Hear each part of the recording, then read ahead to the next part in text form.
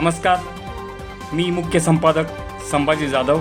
आपण पाहत आहात सह्याद्री न्यूज मराठी महाराष्ट्र लाईव्ह. नमस्कार.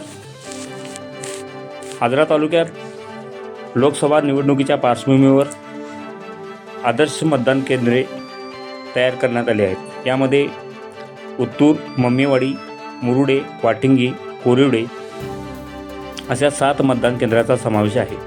यामध्ये कोरिवडे तालुका आजरा या ठिकाणी सुसज्ज असे आदर्श मतदान केंद्र तयार करण्यात आले आहे.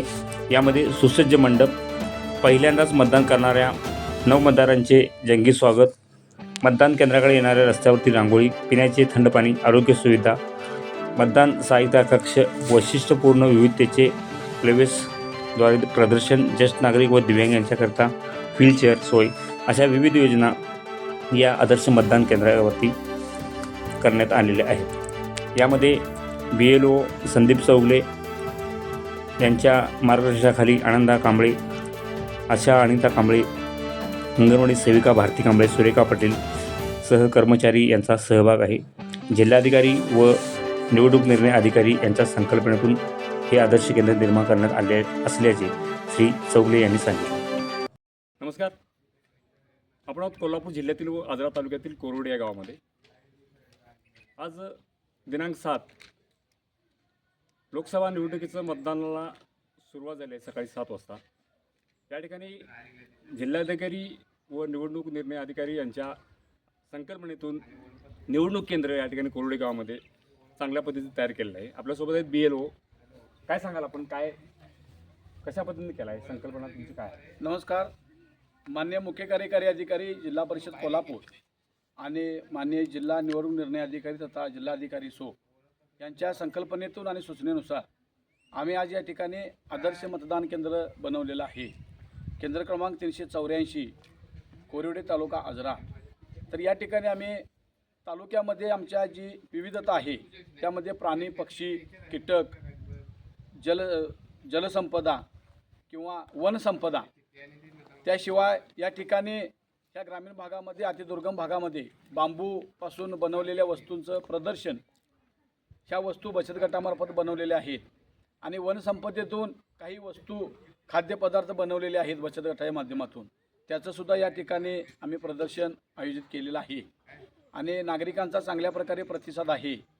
आणि या ठिकाणी पूर्ण गावकऱ्यांच्या सहकार्यातून आणि आमची जी सरकारी टीम आहे यामध्ये गावस्तरावरील सर्व कर्मचारी, अंगणवाडी सेविका, आशा, पोलीस पाटील, मदतनीस, CRP, ग्रामपंचायतीचे कर्मचारी, ऑपरेटर या सगळ्यांच्या सहकार्यातून या ठिकाणी आम्ही ही संकल्पना राबवलेली आहे.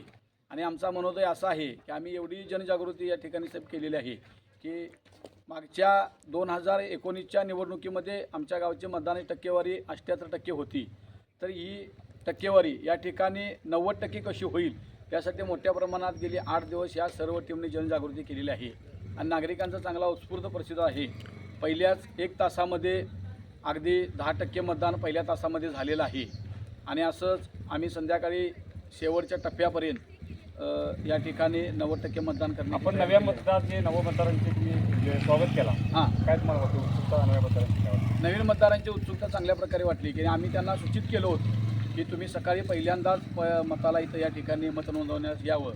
तर खरोखर जे आमच्याकडे नवमतदार नोंद आहेत त्यापैकी 50% नवमतदार या ठिकाणी 6 मतदार आज सकाळी अगदी 6:40 इथं लाईनला येऊन उभा राहिलेले होते. धन्यवाद. या ठिकाणी सकाळपासूनच अगदी शांततेत मतदान चालू आहे.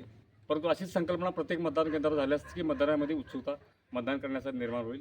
धन्यवाद. माझे नाव प्रमोद पाटील. मी लोकशाही निवडणुकीत पहिल्यांदा मतदान करणार आहे आणि ते ज्या नवीन संकल्पना बघितल्या त्या खूप चांगल्या आहेत. माझे नाव राजनंदिनी पाटील. मी इथे लोकसभा निवडणुकीसाठी पहिल्यांदाच मतदान करत आहे. मला खूप आनंद झाला इथल्या संकल्पना, नवीन संकल्पना पाहून. तर माझं असं मत आहे की तुम्ही पण मतदानाचा लाभ घ्यावा सगळ्यांनी. मतदान करताना तुम्हाला काय वाटलं? पहिल्यांदा नवीनच सगळे अनुभव आले. स्टार्टिंगला मला नवीन संकल्पना पाहून खूप आनंद झाला. धन्यवाद. अशाच नवनवीन बातम्या पाहण्यासाठी चॅनलला सबस्क्राईब, लाईक व शेअर करा. धन्यवाद.